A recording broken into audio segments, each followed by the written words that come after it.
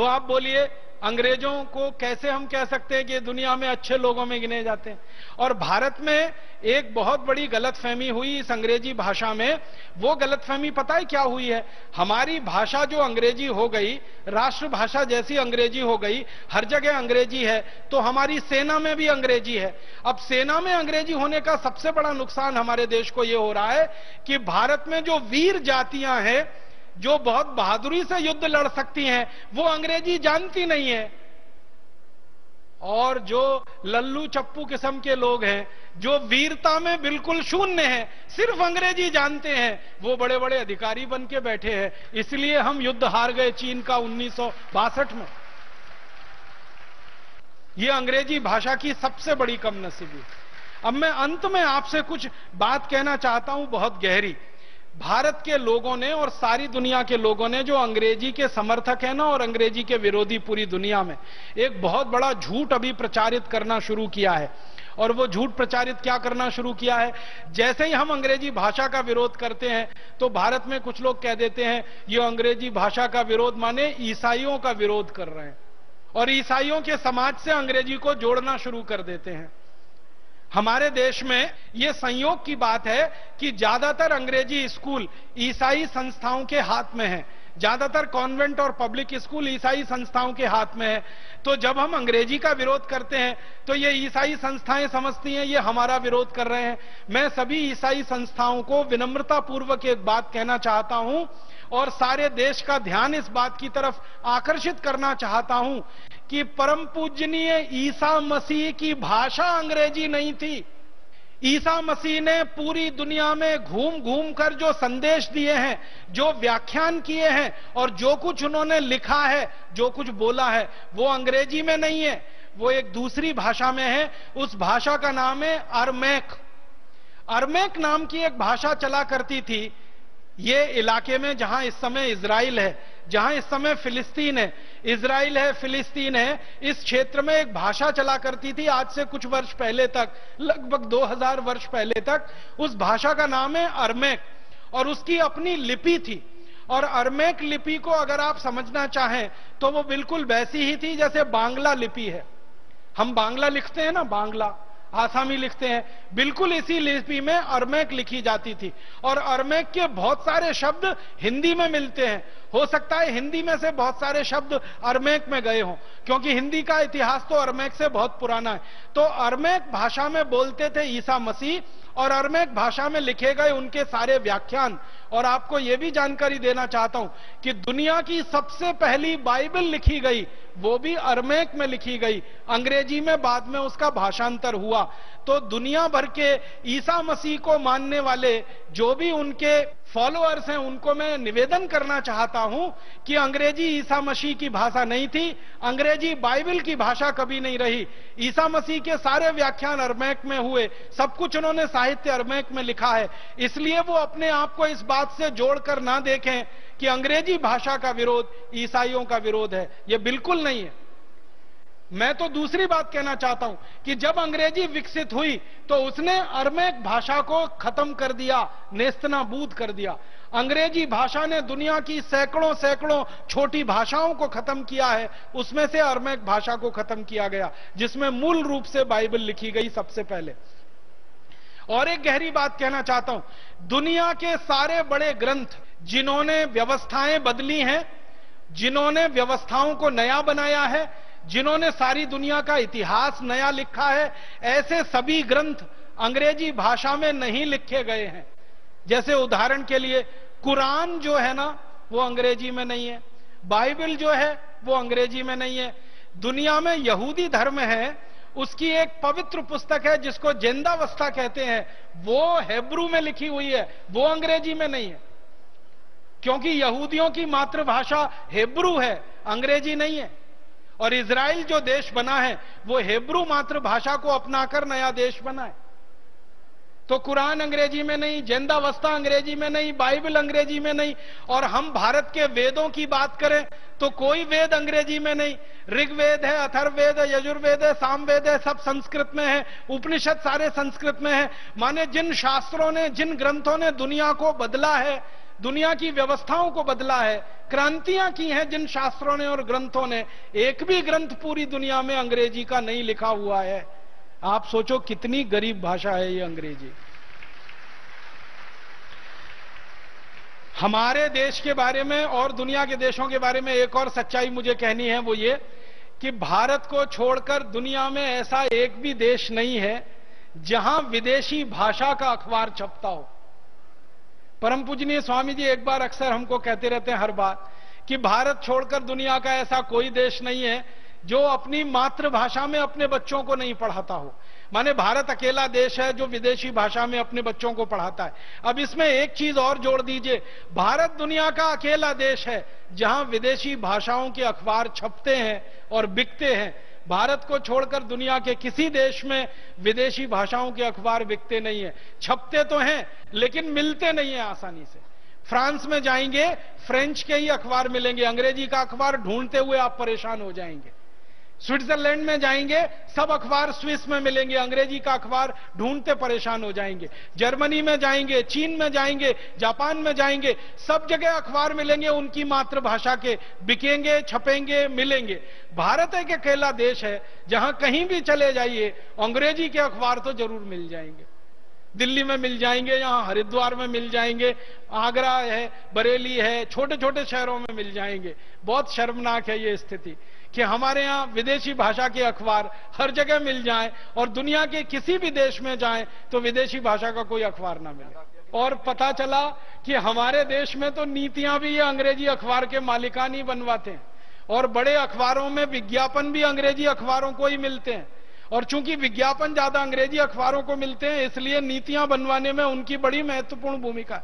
और भारत के जो नीति निर्धारक हैं, अधिकारी और नेता, ये ज्यादातर अंग्रेजी अखबार पढ़ते हैं और वो उसी से प्रभावित होकर नीतियां बनाते हैं।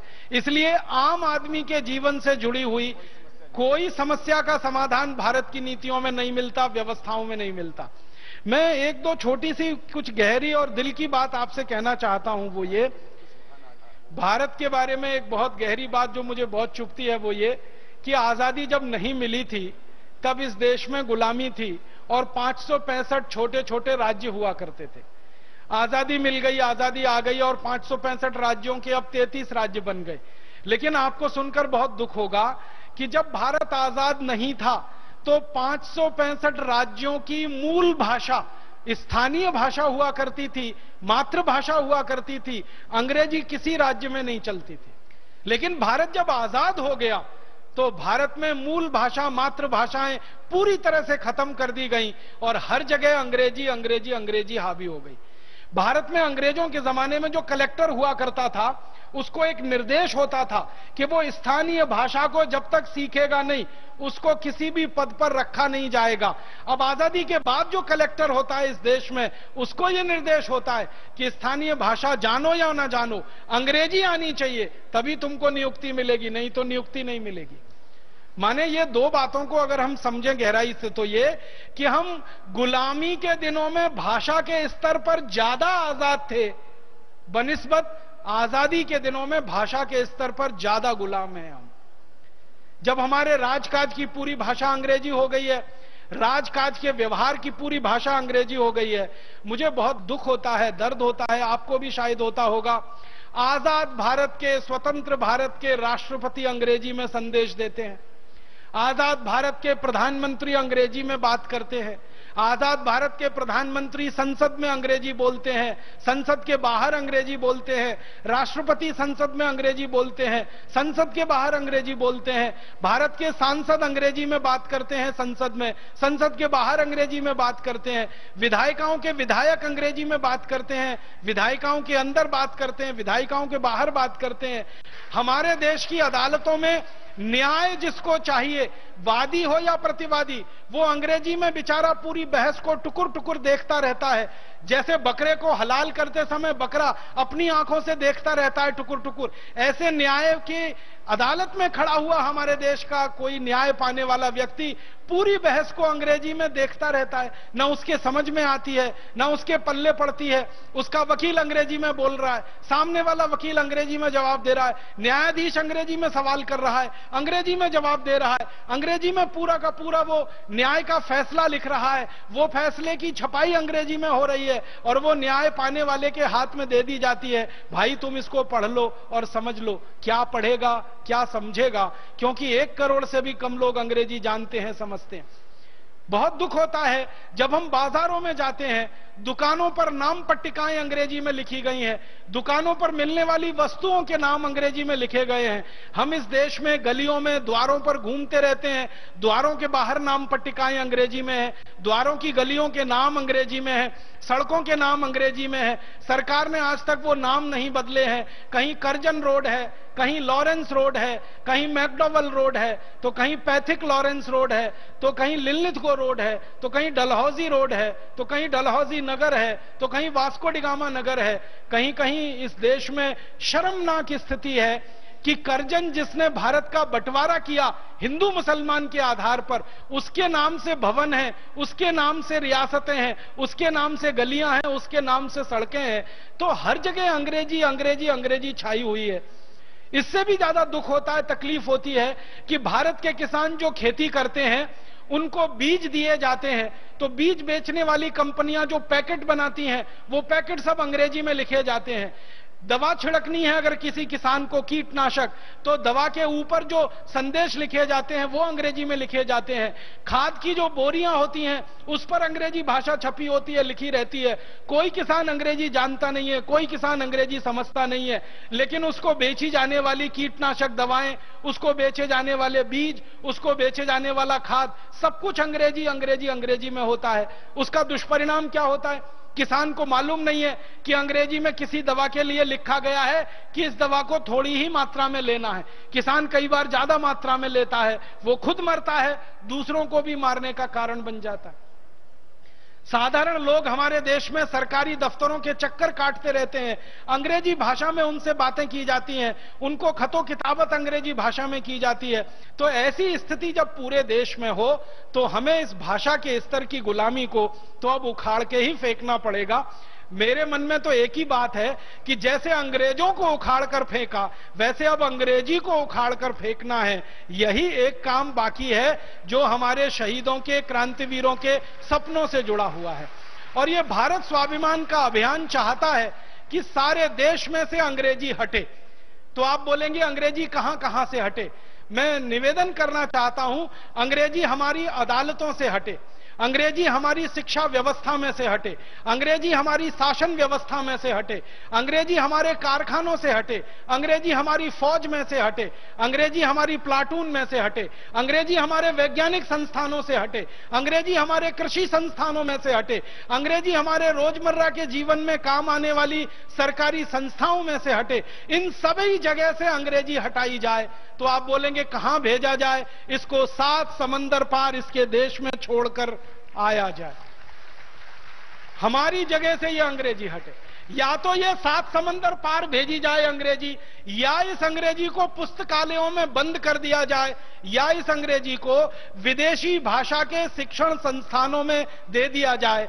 विदेशी भाषा के शिक्षण संस्थान खोल दिए जाएं, उनमें अंग्रेजी सीखने और सिखाने का काम चलता रहे, बाकी भारत के हर स्थान से अंग्रेजी हट जाए।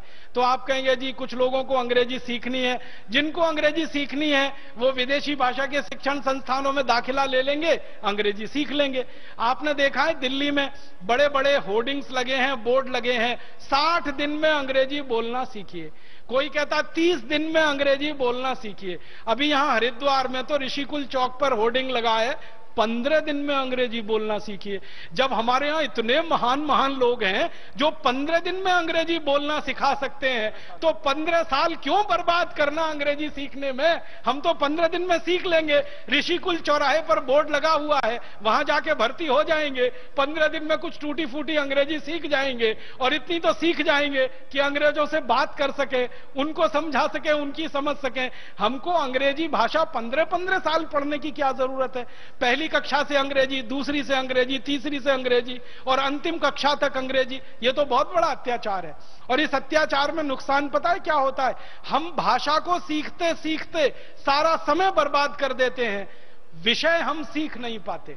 हमको गणित सीखना है, हमको दर्शन शास्त्र सीखना है, इतिहास सीखना है, भूगोल सीखना है, हमको भौतिकी सीखनी है, रसायन शास्त्र सीखना है, अन्य अन्य शास्त्र सीखने हैं। लेकिन ये चूंकि सब अंग्रेजी से जुड़े हुए हैं, तो अंग्रेजी सीखने में ही 8-10 साल निकल जाते हैं। फिर इन शास्त्रों को सीखने का जब समय आता है तो अंग्रेजी के बोझे से इतने लद जाते हैं कि ये शास्त्र छूट जाते हैं, अंग्रेजी आगे आ जाती है। और जो लोग शास्त्र सीख जाते हैं उनको चूंकि अंग्रेजी नहीं आती है, इसलिए माना जाता है कि ये जिंदगी के हर क्षेत्र में बेकार है। और इसके चक्कर में हमारे देश का एक बड़ा नुकसान हो रहा है। 18 करोड़ विद्यार्थी प्राथमिक कक्षा में भर्ती होते हैं और अंतिम कक्षा तक निकलते निकलते वो 1 करोड़ रह जाते हैं। भारत सरकार कहती है 17 करोड़ विद्यार्थी केवल और केवल इस कारण से फेल हो जाते हैं कि वो अंग्रेजी नहीं जान पाते, नहीं सीख पाते।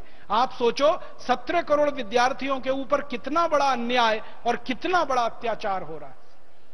ये अन्याय और अत्याचार अब ज्यादा दिन हमें नहीं सहना है। इस अन्याय और अत्याचार के खिलाफ पूरी ताकत और बुलंदी से लड़ना है। भारत स्वाभिमान अभियान इसी काम के लिए समर्पित है और आप सभी भारत स्वाभिमान अभियान के कार्यकर्ता इसी के लिए समर्पित हैं। मैं आपसे निवेदन यह करना चाहता हूं कि आप अपने जीवन से शुरुआत करिए और इस विदेशी भाषा की गुलामी का जो जुआ आपने अपने कंधे पे ओढ़ रखा है, लाद रखा है, इसको एक क्षण में उठाकर फेंक दीजिए। एक झटके से इस गुलामी को हटाइए, अपने जीवन से इसको निकालिए। आप बोलेंगे हम हमारे जीवन से क्या करें, कैसी शुरुआत करें अंग्रेजी को हटाने की? अंग्रेजी को हटाने की सबसे पहली शुरुआत करिए कि आप अपने घर में बच्चों के नाम, बेटे और बेटियों के नाम अंग्रेजी में रखना तत्काल बंद करिए। हमने ऐसी मूर्खता अपने घरों में अपनाई हुई है। बेटे का नाम टिंकू, बेटी का नाम Dimple, Twinkle, Baby, Dabli, Dolly, Daisy, Bablu, Dablu, Bablu, Dablu, पता नहीं क्या क्या नाम है। नामों का अर्थ नहीं मालूम, रखे हुए हैं। मुझे कभी कभी इतनी हंसी आती है। पिताजी का नाम राम प्रसाद, माताजी का नाम गायत्री देवी, बेटे का नाम टिंकू। अभी राम प्रसाद और गायत्री देवी का टिंकू कहां से आया, जरा बताइए। और जिन महानुभावों ने अपने बेटों के नाम टिंकू रखे हुए हैं, उनको हाथ जोड़कर निवेदन कर रहा हूं, आज और अभी ये नाम बदल दें, क्योंकि टिंकू का अंग्रेजी में अर्थ होता है आवारा लड़का।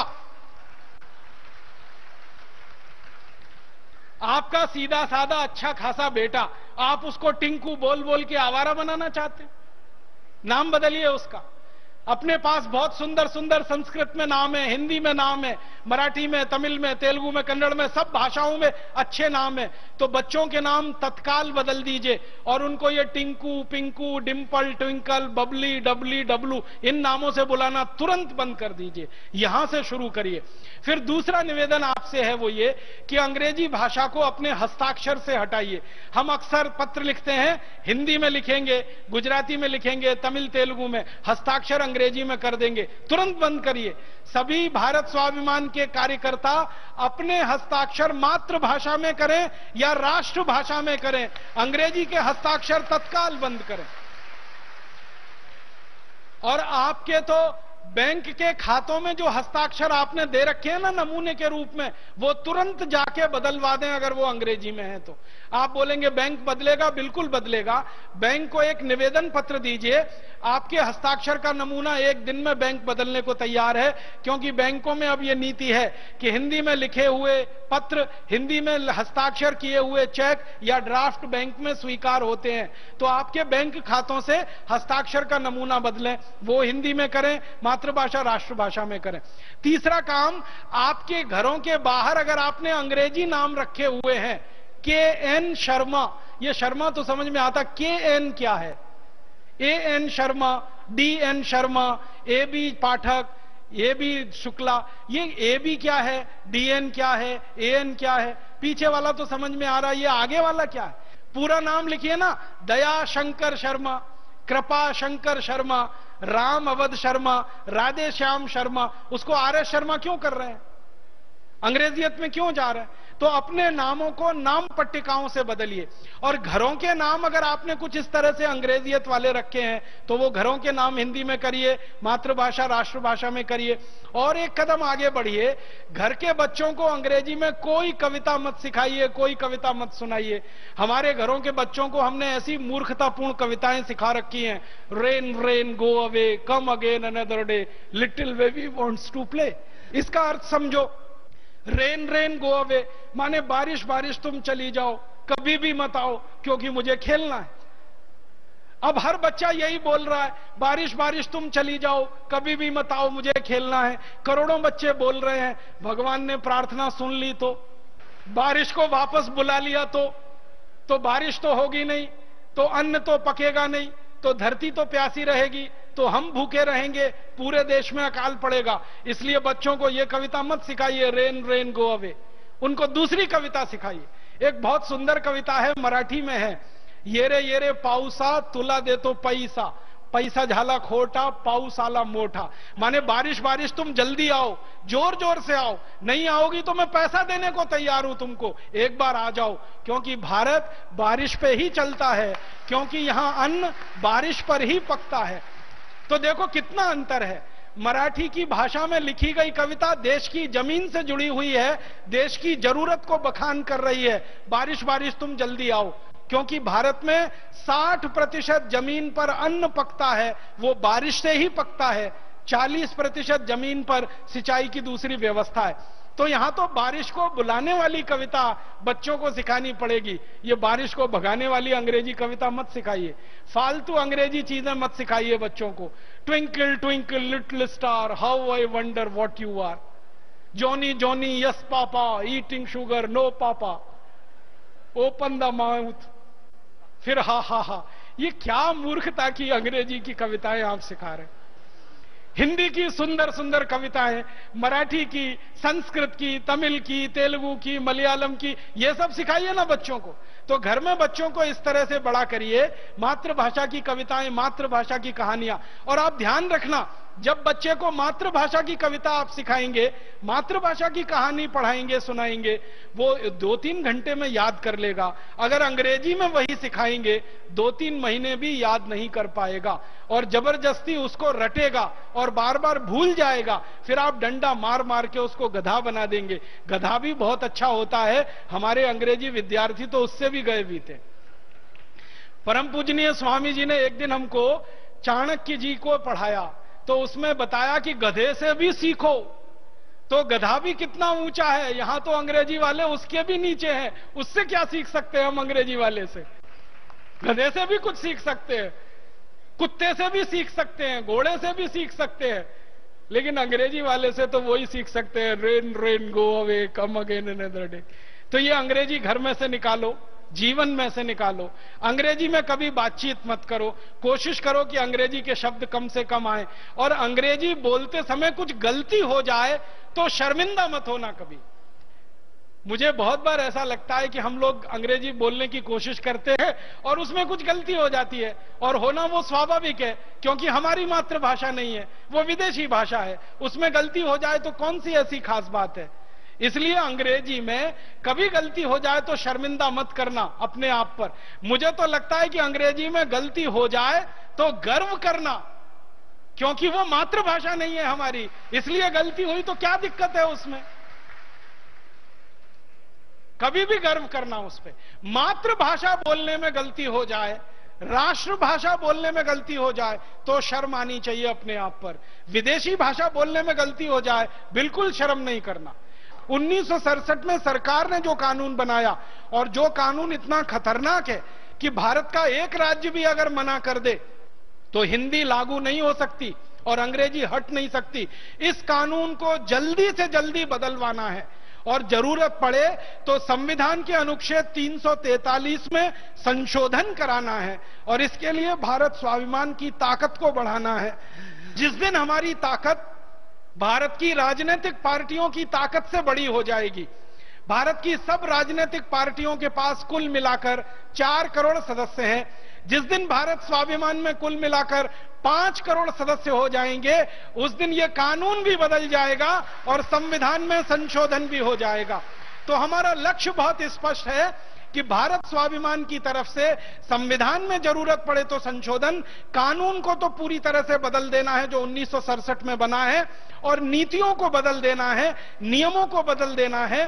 भारत के अस्पतालों से अंग्रेजी हटानी है, भारत के विश्वविद्यालयों से अंग्रेजी हटानी है, भारत के कृषि संस्थानों से हटानी है, भारत के वैज्ञानिक संस्थानों से अंग्रेजी हटानी है, राजकाज के स्तर पर अंग्रेजी हटानी है। जहां जहां अंग्रेजी भाषा के रूप में उपयोग हो रही है उस सब जगह से अंग्रेजी को हटाना है और इसके लिए हमारे पूरे भारत की 22 भाषाओं को बोलने वाले, जीने वाले और उसमें आचरण करने वाले लोगों की ताकत को खड़ा करना है, क्योंकि ये 22 भाषाओं के बोलने वाले नागरिकों की ताकत है जो अंग्रेजी को हटाएगी। ये 22 भाषाओं के बोलने वाले नागरिकों की हिम्मत है जो अंग्रेजी को भारत से भगाएगी, और ये 22 भाषाओं को बोलने वाले नागरिकों की हिम्मत है जिसके कारण से इस देश से अंग्रेजी को हम 7 समंदर पार वापस भेजेंगे।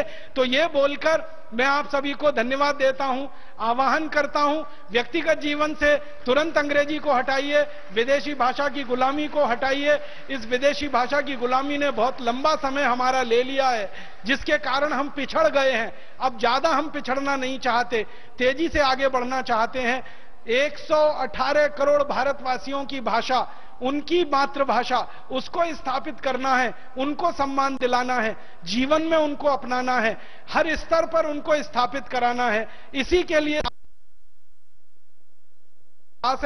ईश्वर हमको सद्बुद्धि दे, ईश्वर हमको साहस दे, ईश्वर हमको पूरी हिम्मत दे और हम सबकी एकता बनी रहे और आगे ये बढ़ती रहे और हम इस उद्देश्य में सफल हो पाएं। भारत स्वाभिमान का अभियान सारे देश में और दुनिया में ऐसा आदर्श स्थापित करे कि जिन शहीदों के सपनों को 1947 में पूरा नहीं किया गया, उन शहीदों के सपनों को 2014 में हम जरूर पूरा करके दिखाएं। इस भावना के साथ आपका आभार, बहुत धन्यवाद। भाषा की पराधीनता से और भाषा के साथ जुड़ी है एक बहुत बड़ी संस्कृति, एक बहुत बड़ा विचार और एक बहुत बड़ा सम्मान, इस देश के अंतिम व्यक्ति का उत्थान और उसका स्वाभिमान। यदि राष्ट्रभाषा हिंदी और अन्य भारतीय भाषाओं में, गुजराती, मराठी, तमिल, तेलुगु, कन्नड़, मलयालम आदि में भारत के बच्चों को शिक्षा दी जाती है, विज्ञान की, तकनीकी की, प्रबंधन की, तो एक गरीब का बेटा, एक किसान का बेटा, एक मजदूर का बेटा, एक खेती करने वाले आदमी का बेटा भी डॉक्टर, इंजीनियर, साइंटिस्ट, वैज्ञानिक बन पाएगा। उस दिन देश के अंतिम आदमी का उत्थान हो पाएगा। इसके पीछे बहुत बड़ा सत्य है कि अंग्रेजी के कारण से वो गरीब का बेटा, मजदूर का बेटा, किसान का बेटा कभी IAS, IPS नहीं बन सकता, डॉक्टर नहीं बन सकता, साइंटिस्ट नहीं बन सकता, वैज्ञानिक नहीं बन सकता, उसको पढ़ा लिखा माना ही नहीं जाता। ये बहुत बड़ी हानि हुई है इस अंग्रेजी की पराधीनता से। अच्छा, अंग्रेजों के समय तो उनके हम गुलाम थे, इसलिए अंग्रेजी में सारा व्यवहार करते थे। अब क्यों कर रहे हैं? कोई उत्तर नहीं है हमारे पास। अंग्रेजी भाषा बोलने वाले अंग्रेजों ने हमारे क्रांतिवीरों का कत्ल किया। 7 लाख से ज्यादा हमारे स्वतंत्रता सेनानियों को उन्होंने कुचल कुचल करके, रोंद रोंद के मारा, बुरी तरह से तड़फा तड़फा करके, बेरहमी, बेदर्दी के साथ में उन सबका खून खराबा किया। भारत का आर्थिक शोषण किया, चारित्रिक शोषण किया, सब कुछ हमारा लूट करके लेके गए। लुटेरों की भाषा को हम अपनी राष्ट्रभाषा के रूप में प्रयोग में लाते हैं, ये तो बहुत शर्म की बात है। देश का प्रधानमंत्री, देश का गृह मंत्री उस कभी भी सार्वजनिक स्थानों पर वो अपनी राष्ट्रीय भाषा और अपनी मातृभाषाओं में बोलता ही नहीं है। तो ये बेबसी हमको बहुत जल्दी मिटानी। अब ये पूरी अंग्रेजियत जो हमारे रगों में समा गई है, इसको पूरी तरह से उखाड़ फेंकना है और सच्चे अर्थों में हमको स्वाधीनता पानी है और इसके लिए आपको प्रयास करना है। और जब ऐसा हम प्रयास करेंगे तो निश्चित रूप से पूरी आजादी के साथ हम पूरे स्वाभिमान के साथ जी पाएंगे और भाषा की पराधीनता के साथ साथ हम सारी गुलामियों के बेड़ियों को काट करके देश के अंतिम व्यक्ति को सम्मान और स्वाभिमान दे पाएंगे। इन्हीं